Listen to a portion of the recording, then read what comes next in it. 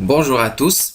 Dans cette vidéo, on doit voir comment représenter des résultats d'analyse des eaux de l'estuaire de Bouragrag par un logiciel SIG qui est ArcGIS. Les résultats sont déjà sur un tableau Excel. La première chose à faire, c'est de mettre les cartes et le tableau Excel dans un dossier indépendant pour que tout le travail qu'on doit réaliser reste sur ce dossier. Moi, j'ai déjà effectué cette étape. Voilà notre dossier. Donc il y a deux cartes qu'on doit les découper. On doit découper les parties qu'on a besoin.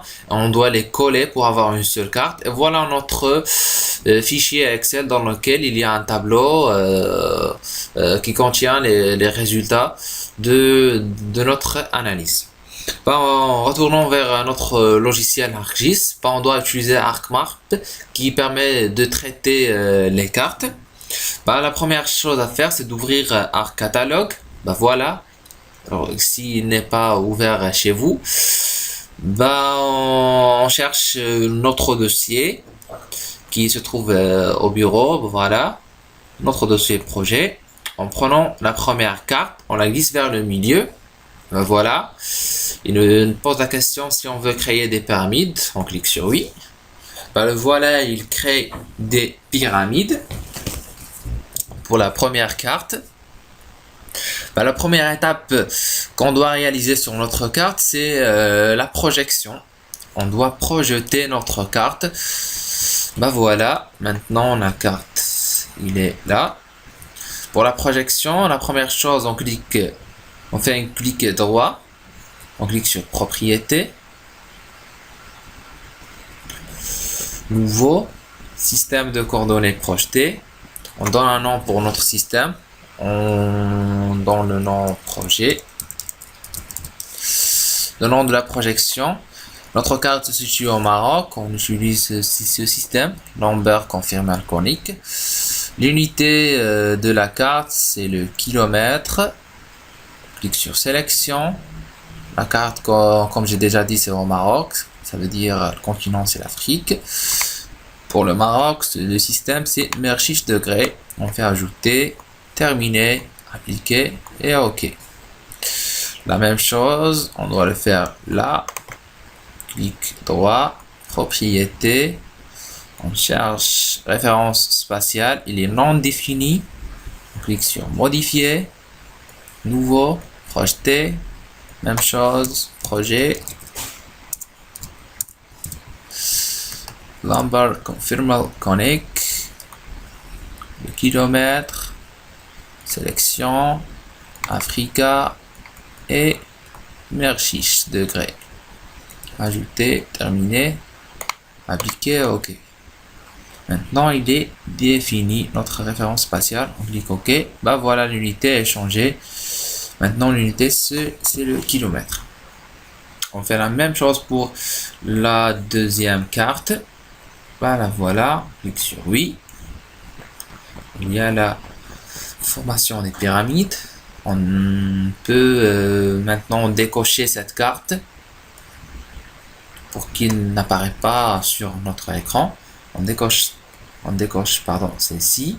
Voilà notre nouvelle carte. La même chose. Propriété, le bloc de données. Mais là, on a le même système de coordonnées projetées. On doit l'importer de la première carte qu'on vient de faire, Rabat à crèche. On clique sur Rabat à crèche, ajouter, appliquer, OK. C'est bon. Voilà, notre unité est changée. La même chose, propriété. Référence spatiale, il est non défini. Modifier, importer, de Rabat à crèche, ajouter, appliquer et OK. Appliquer et OK. C'est bon. Maintenant, on passe à la deuxième étape. On peut éliminer une de ces deux. Maintenant, il est projeté. On peut la remettre facilement. Il restera projeté. Sur supprimer. C'est bon. Maintenant, on passe à la deuxième étape, c'est le géoréférencement. Pour le géoréférencement, on utilise cette commande géoréférencement. S'il n'apparaît pas sur votre ruban, on fait un clic droit là. On coche géoréférencement. Bah voilà, il est là. On fait des petits zooms sur des points qu'on sait bien leurs coordonnées. Bah, par exemple, on prend ce point-là. Pour le géoréférencement, on a besoin de 4 points dont on connaît leurs coordonnées. Bah, pour le géoréférencement, on doit faire une zoom par la fenêtre de vie figée. On fait zoom comme ça sur ce point. C'est bon. Pour avoir plus de précision, on clique sur ajouter des points de contrôle. Voilà. Clique sur le bouton gauche, puis bouton droit, entrée X et Y. C'est bon. Notre X c'est 364. Notre Y c'est 392. C'est bon. On clique sur OK. C'est bon. Après, on clique droit sur cette fenêtre. C'est la table de matière. Zoom sur la couche. C'est bon. Voilà notre premier point. On cherche un deuxième point. On a besoin de 4 points. Et les 4 points, ils devront être bien dispersés pour avoir un bon géoréférencement. C'est bon. Cherche le deuxième point. Voilà le signe plus. On fait un zoom sur le point. C'est bon. On rentre les coordonnées X et Y. Ben voilà, notre X c'est 375. Notre Y c'est 382. OK. C'est bon. La même chose, zoom sur la couche, voilà notre point. On continue pour 2 autres points pour compléter notre géoréférencement.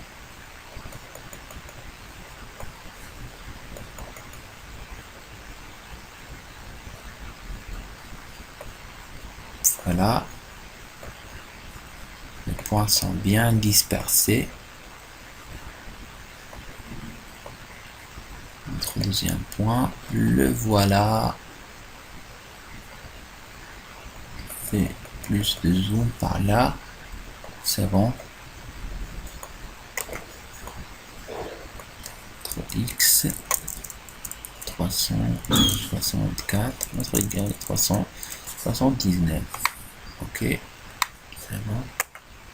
Zoom sur la couche. Choisis un quatrième point, prends celui-ci.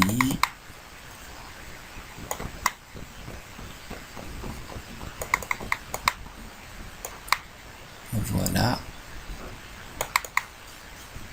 Voilà notre point.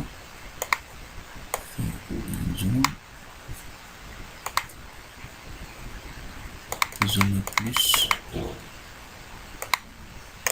Pour avoir plus de précision, notre X c'est ici, notre Y c'est 379. OK, et c'est bon. Voilà notre géoréférencement. Zoom sur la couche. Après on clique sur visualiser la table des liens. On voit le résiduel.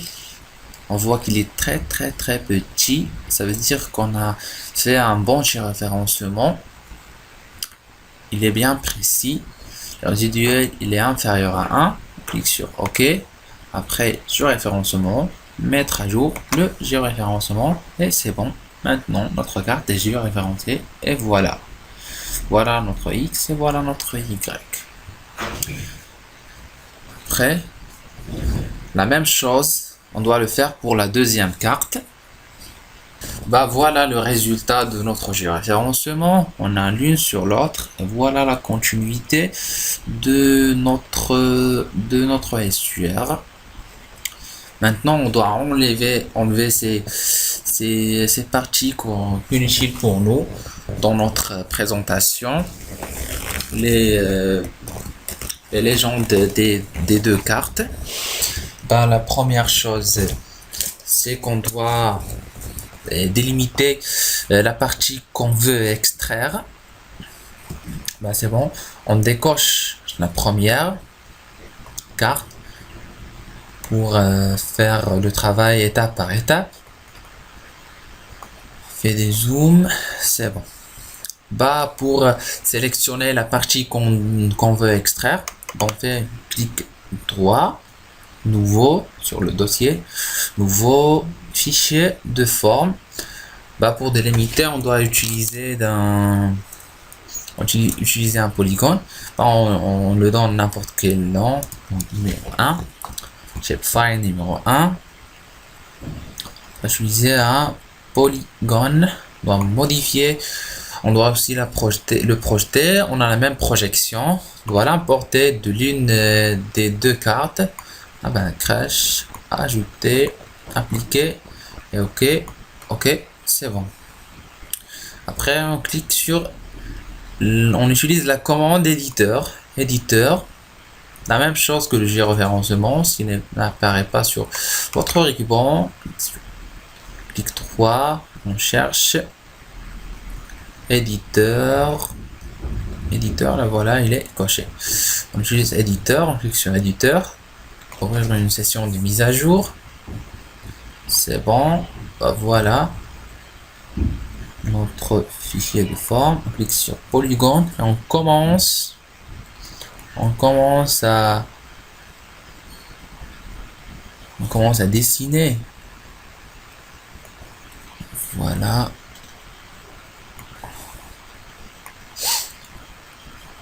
Notre polygone, le voilà. Voilà.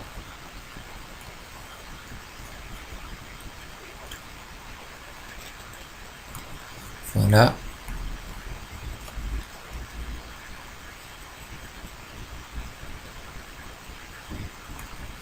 C'est bon. C'est bon.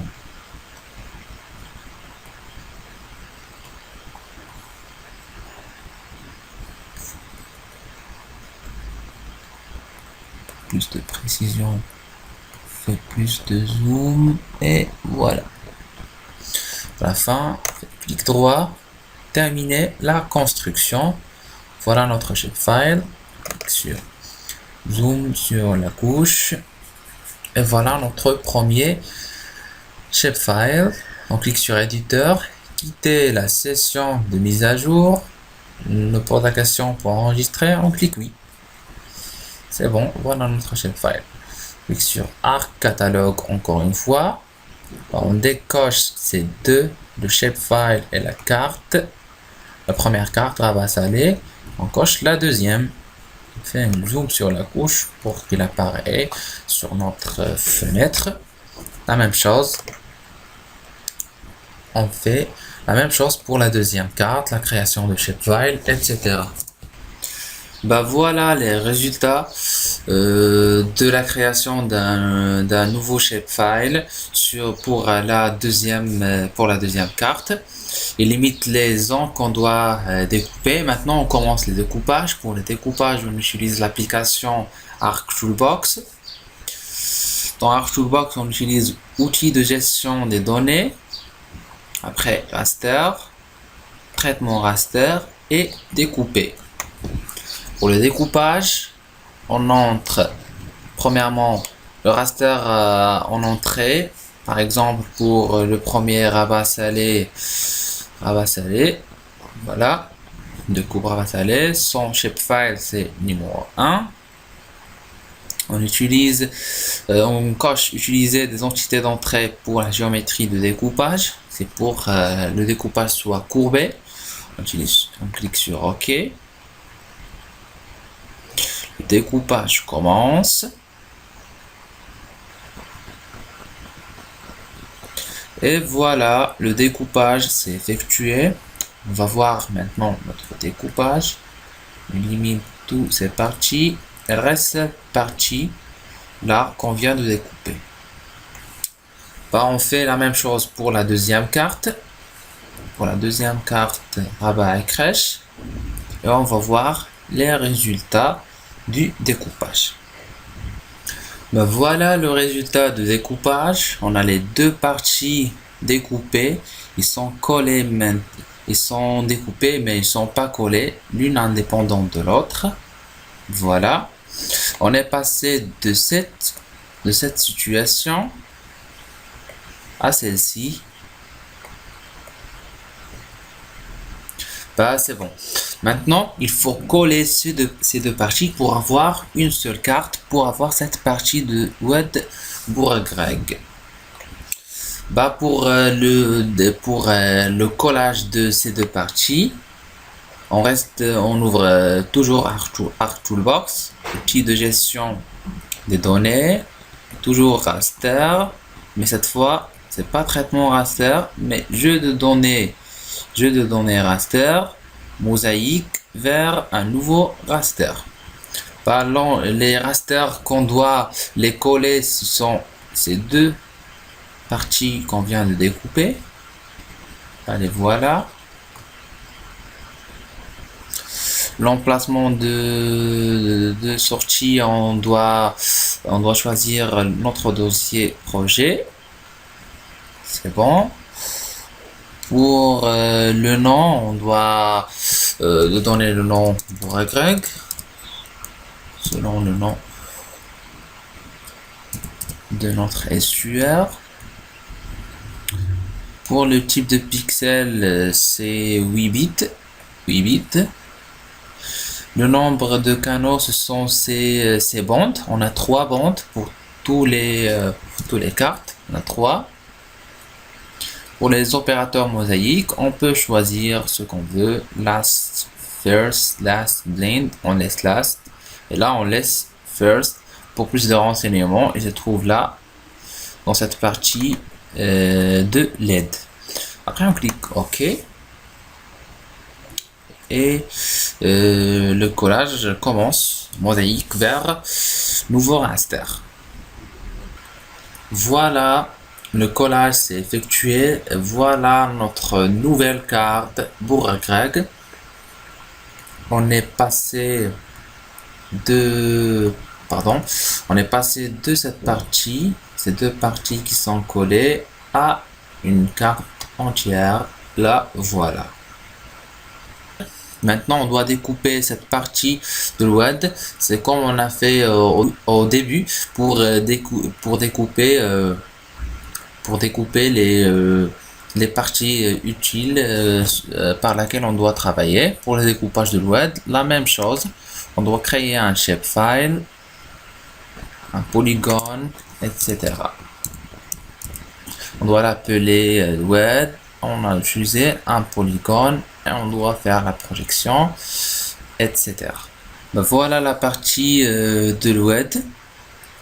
On a créé un polygone qui couvre cette partie de l'oued. On doit le découper comme on a fait pour les deux entités au début. On va le découper. Voilà, l'entité entrée c'est Bourgreg et le fichier de forme c'est on a appelé web, utiliser les entités pour là le découpage coupé. Et le découpage commence. Voilà, le découpage c'est fait. Alors on décoche web, on décoche Bourgreg. Il reste juste la partie web qu'on a découpé. C'est bon.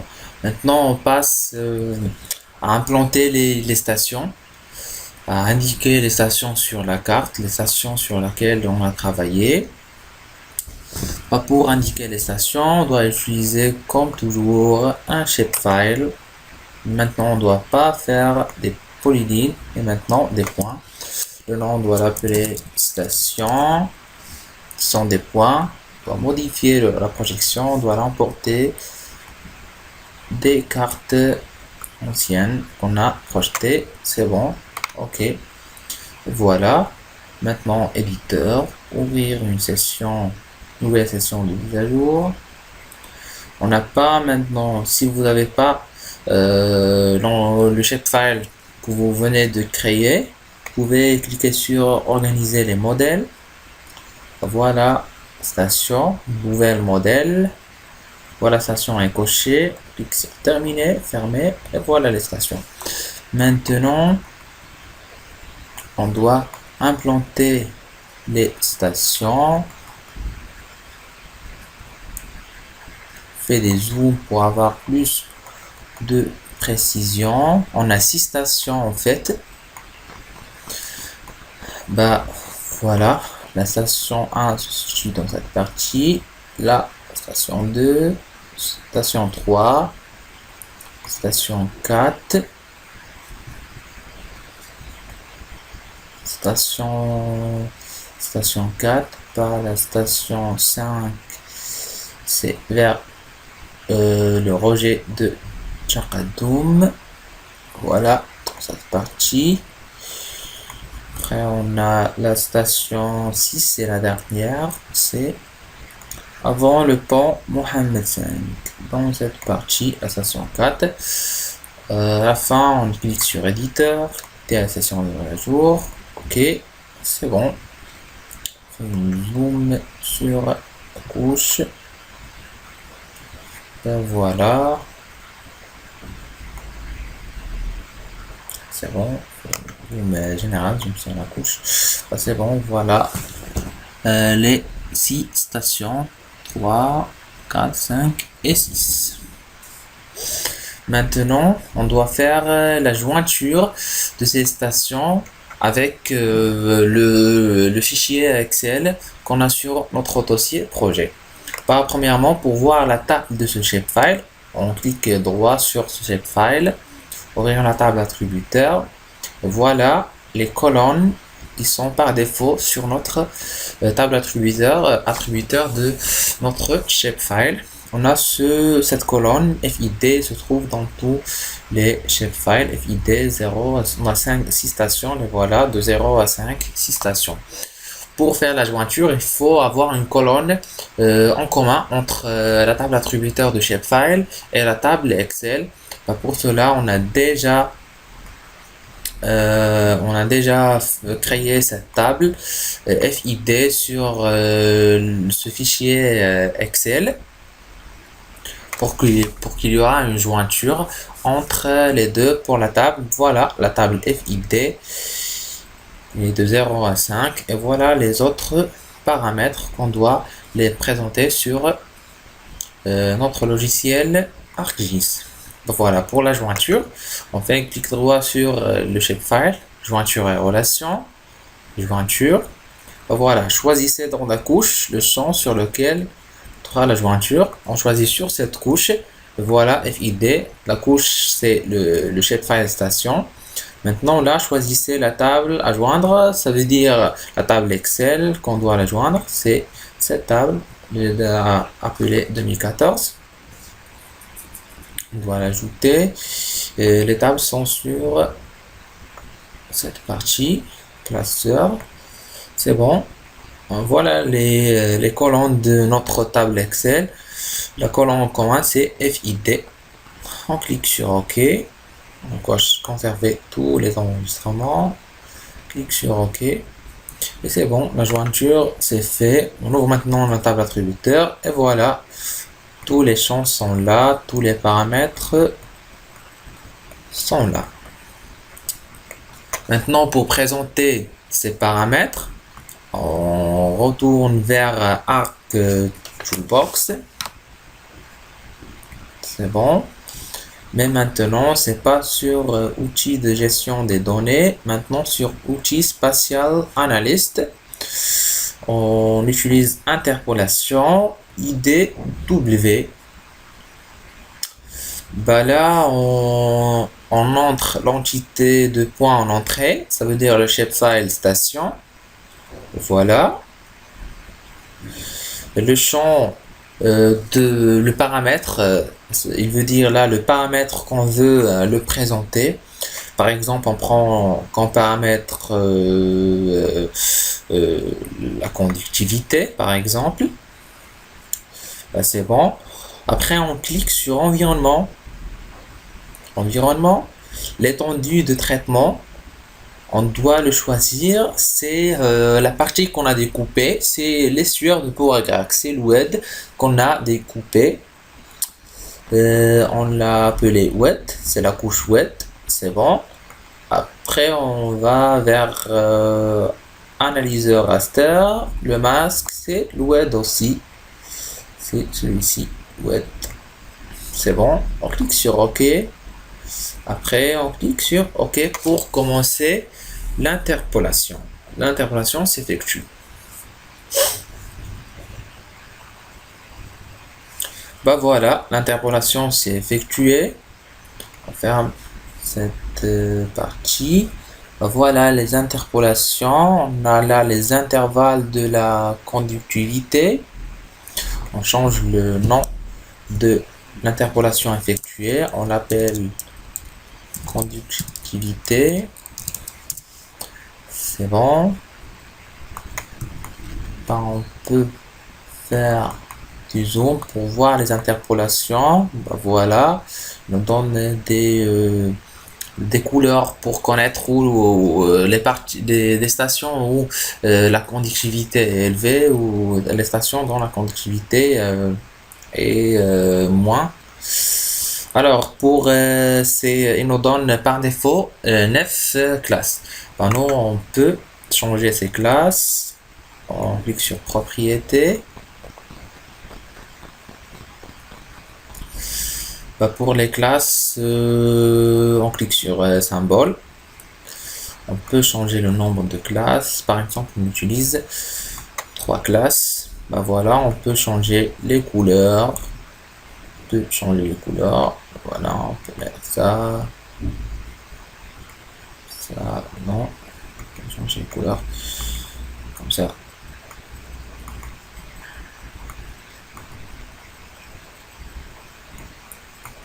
On peut faire appliquer, ok, et voilà, les couleurs se changent.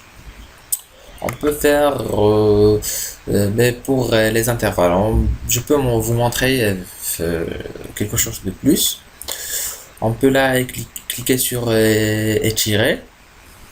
Voilà, pour changer ces parties, les valeurs maximales ou minimales, on peut les changer si on veut comparer les paramètres d'une année avec les paramètres d'une autre année. On peut changer ces valeurs, ou si on a des normes, on peut les mettre là. Celle-ci c'est la valeur maximale, celle-ci c'est la valeur minimale. On peut cliquer là sur le type de l'étirer. On peut cliquer sur minimum, maximum. On peut modifier. Par exemple, on met 60. Là, on met 10. On met 10. Bah, on peut descendre. Là, on clique sur paramètres personnalisés ci-dessous. Le minimum, on a choisi c'est 10. Le maximum, c'est 60. Clique sur appliquer. On peut là changer les couleurs. Par exemple, on met cette couleur. Clique appliquer et OK. Et voilà, les couleurs changent. La valeur faible c'est 10 et la valeur élevée c'est 60. Et comme ça, on peut présenter tous les autres paramètres de plusieurs années. On peut les comparer, etc. Je vous remercie pour voir cette vidéo. J'espère que ça vous plaît et merci.